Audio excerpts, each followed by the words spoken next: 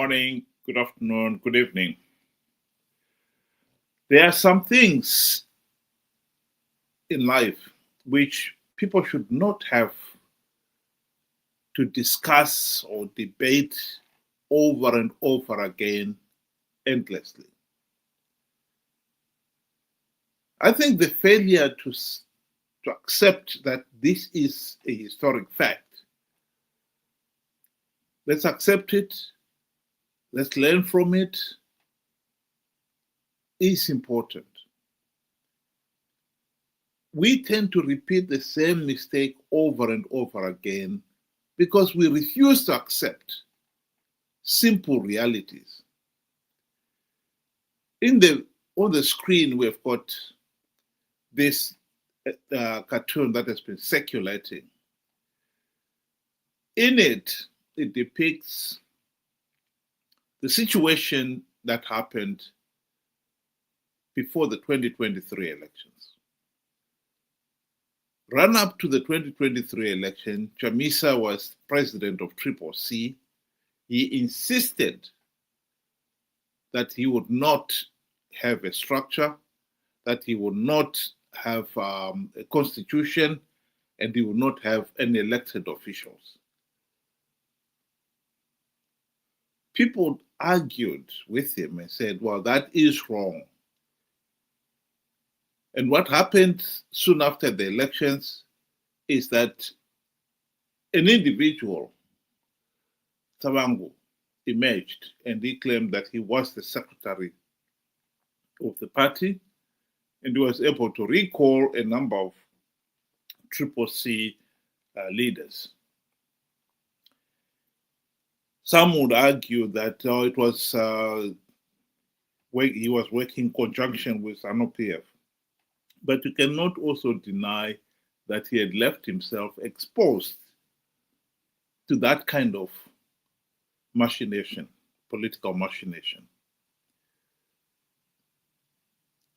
And the consequences of that is what is depicted there. Savangu and his fellow, those he appointed into Parliament and the Senate, are now in the Senate.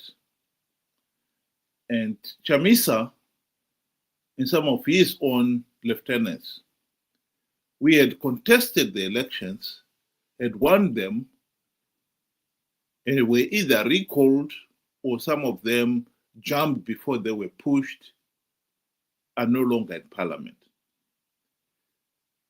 You try to say to the people, some of the hardcore CCC supporters, Chamisa CHETE supporters, that strategic ambiguity was a mistake and they will not accept it. It doesn't make any sense at all. Ben. Good day to you and good day to our viewers. Thank you for joining us. You know, when I look at the whole Chamisa saga and how things developed, you know, my thought is there was never any strategy at all, except that let us go into an election, participate at all costs, and try and salvage something to keep everybody going. There was really never a plan to stop the rigging or any of that nonsense that he was speaking about. Because every time when I look, I mean, this whole week I've been just talking about just, you know, the structure of a ZEC. It's not rocket science. That these are children of ZANU-PF top executives. Are they going to go against their family? Are they going to go against themselves? Because that is where their bread and butter is coming from. And when you look at that, who in their mind would actually think I can stop this rigging by having nobody know my strategy? Here we are, nobody knew your strategy, but everybody took advantage of that strategy. So You know, it really puzzles me why some people are still adamant that Chamisa was keeping ZANU PF on their toes. The opposite was true. They were the ones that were trying to keep up with ZANU PF because ZANU PF had a strategy and they made it known. Where where was the plan? Where is the plan? You know, some blind loyalty sometimes, it's really sickening and it drags the whole nation down under with.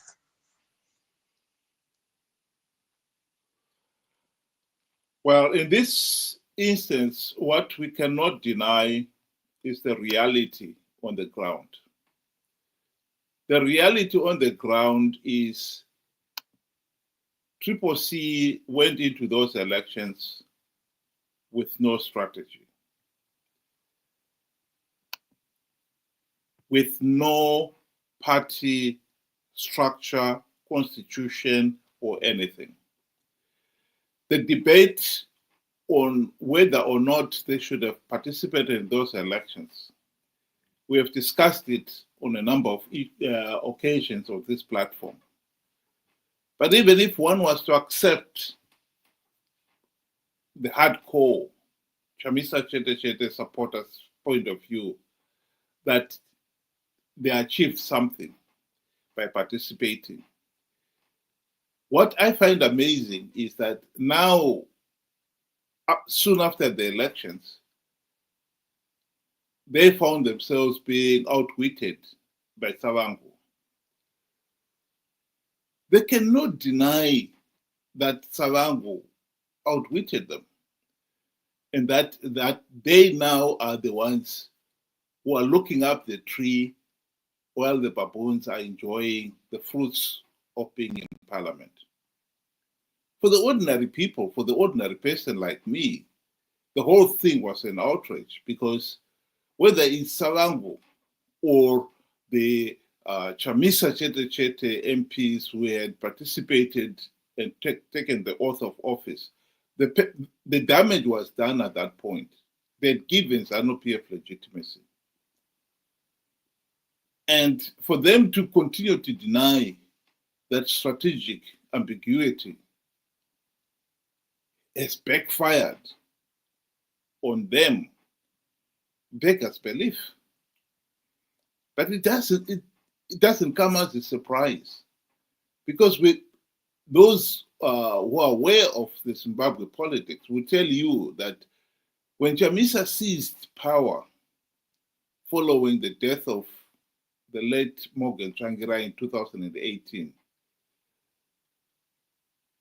people warned him that that move is unconstitutional by MDC's own constitution. And it will be very hard to defend. And that is exactly what happened. And true to their tradition, those Chamisa CHETE supporters maintained throughout that Chamisa had done nothing wrong. I think it is that stubbornness, that willingness to look at facts and truth and reality and deal with it accordingly that has made the opposition so utterly useless to Zimbabwean people's aspiration for a democratic Zimbabwe, a well-governed Zimbabwe. And that to me is the number one issue here.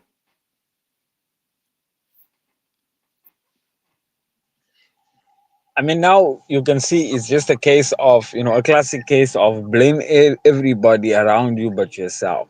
Chamisa has done nothing wrong. It was all on Chavangu who recalled, and like you said, and I totally agree. Chavangu happened after the effect was already done. Sadak had called a spade finally and condemned Zimbabwean elections. What was needed was for the opposition members to then solidify by showing their solidarity, towards SADC and not taking up positions. But you find that the opposite was true. While SADC was condemning, they were busy, inaugurating themselves into these seats, making SADC look very silly to say, why are you stopping a process that everybody is happy with? If you're saying they are, they were robbed, why are they, you know, taking up seats? You know, but the problem is, with all these facts, like you said, some guys just will not see, you know, things as they are because of blind loyalty.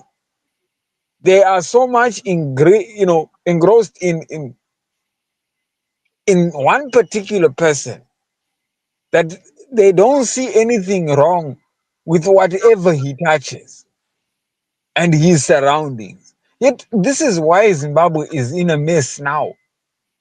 You know, you look at after they took the seats, the MPs themselves, what did SADC do? They backed off. What else did you want them to do? Here we are, we're standing by you, but you are standing with your enemy. You are taking up, proceeds of crime. It's going to take maybe a miracle sometimes, just to make you know headwinds with these guys. It's really, really very, very difficult.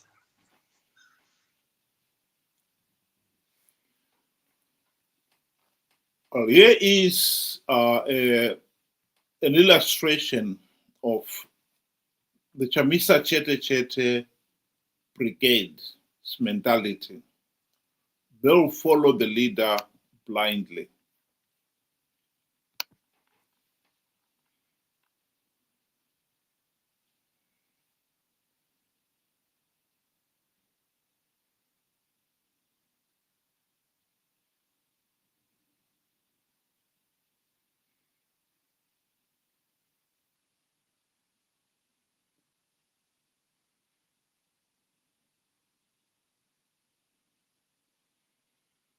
There's no need for a picture, for a sound there. The story is told loudly and clearly. Some people will follow the leader blindly. I think this is what we are seeing in MDC Triple C. People have followed Chamisa blindly to the point where when he seized power in 2018, and people warned him that that was unconstitutional, they did not listen, he did not listen. When he failed to form structures, when he formed the new party Triple C, he did not listen to the warnings. And they, the followers, did not listen either. And yet they would not accept the consequences. In 2023, Chamisa lied to these people that he was going to win the elections, the 2023 elections. He even evoked the name of God. Hashtag God is in it. And it turned out that he was lying. He was conning them to participate in flawed elections to give ZANU-PF legitimacy. What is annoying is that the same people are refusing to accept that he lied. This is a big problem in the sense that they are refusing to accept that he lied because they believe that Chamisa is infallible. He's become a demigod to them. This is very dangerous because come 2028, it will be a day's work for him to tell his followers that I'm going to win the 2028 elections you should all participate. They will participate. ZANU-PF will rig the elections, and they would have given ZANU-PF legitimacy. And we are back to where we are today. This is a problem that we have got to reject. That is the argument. Thank you very much. Ben, do you want to give your closing remarks? In closing, I would want to say it's going to be very difficult, to convince some people that, all along, the opposition has been playing both sides of the fences. They have been crying with us during the day and enjoying with ZANU-PF, in the night. And now, sometimes even during the day. As a country that is already, falling apart, here are the MPs also, demanding for 2 cars worth $70,000, more housing allowance and loans and so forth. This, it's clear as daylight. But sometimes when somebody is so engrossed in one person or personality, it's very difficult. And I must say, it's going to be a very, very big battle just to convince these.